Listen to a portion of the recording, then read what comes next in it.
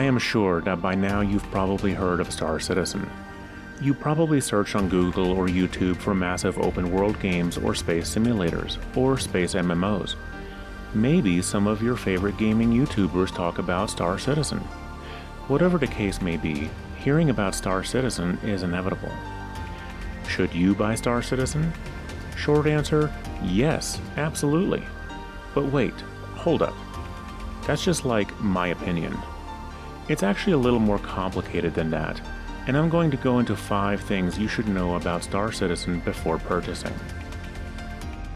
It's not a complete game, and that's exactly why many people do not get into Star Citizen to begin with. When you purchase a game package to gain access to the universe of Star Citizen, you are directly helping fund the active development of the game, and you are joining as an alpha tester. Many people join the ranks of fellow citizens and soon after rant on and on about how it's not a complete game, and that the bugs and issues are too much. Granted, this game isn't for everyone. As much as I love this game and its creator's vision for the future, I too have gotten frustrated with issues within the game. Star Citizen is a very ambitious project, and due to its complexity, will probably be in alpha state for many years to come. If you purchase a game package, go in with an open mind and know that despite encountering bugs along the way, you're more than likely to still have fun. You do not have to purchase more than the initial game package. If you decide to get Star Citizen, you'll inevitably learn that you can in fact grow your fleet by going back to the same website you bought the game package from and purchasing, otherwise known as pledging, more standalone ships and vehicles. Generally, the larger the ship, the higher the price tag. And then there are paints for those ships. Oh yeah, you can buy armor and FPS guns as well. But you don't have to get lured into purchasing more if you don't want to. Although it may take a little longer, you can amass wealth within the game to purchase those ships without using real money. This brings me to my next topic. Nothing is permanent. I just told you that you can play and grind your way up to purchasing bigger and better ships and gear. However, and this is a huge one, money and items you earn in-game are not permanent. What do I mean? Essentially, because this game is in active development, typically during major patch releases, there is what's called a wipe, where the developers do a database wipe, which means your progress, in-game currency, items, and everything that made your character is gone. But that's not to say it happens all the time. See, sometimes they do what's called a partial wipe, where you won't lose money or ships, but you might lose your reputation among various factions, like for instance the Bounty Hunters Guild. Or you might lose your ships, but not your money. And the wipe itself never means you lose ships or gear that you purchase with real money from the website, which does contradict my previous point about not having to purchase those items with real money, unless you want to keep them permanently. This is ultimately why backers end up purchasing better ships or gear so that they have a head start and don't have to start from the very beginning. There's a lot to do. I'm going to get some flack from some seasoned citizens in the comments for this one. Yes, there's quite a bit to do in this game, but just because you don't want to do those things because they're boring or whatever, doesn't make it any less true.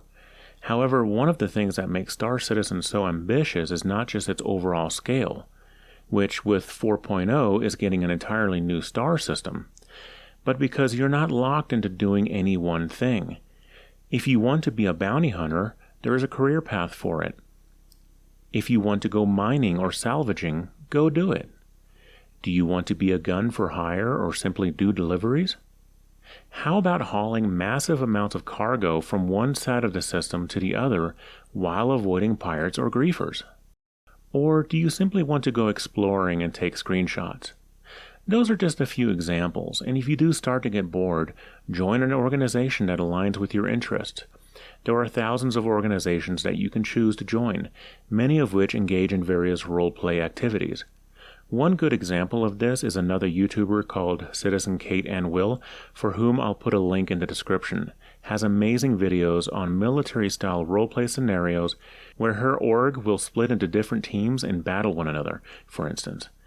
And because Star Citizen is under constant development, more and more professions will be added in future releases, which will expand the possibilities of the universe even more. And finally, you can become addicted. I won't lie. I absolutely love this game and I play it every single day. Each and every time I see the sunrise over the planets or moons, watching as the shadows stretch across the surface, my breath catches a little. Seeing the sunlight reflect off the gas giant Crusader onto the cold desert surface of Daymar. Or how the dust kicks up when I fly too low over the garbage pile that is Hurston. When I can get into my ship, leave a planet, quantum across the system, land on a different celestial object, and walk on it, all without a single loading screen. That I can drive a vehicle on a low-gravity moon and do death-defying stunts. I can freely look around my cockpit or environment with either a webcam or using Tobii Eye Tracker. I have had amazing experiences with other players.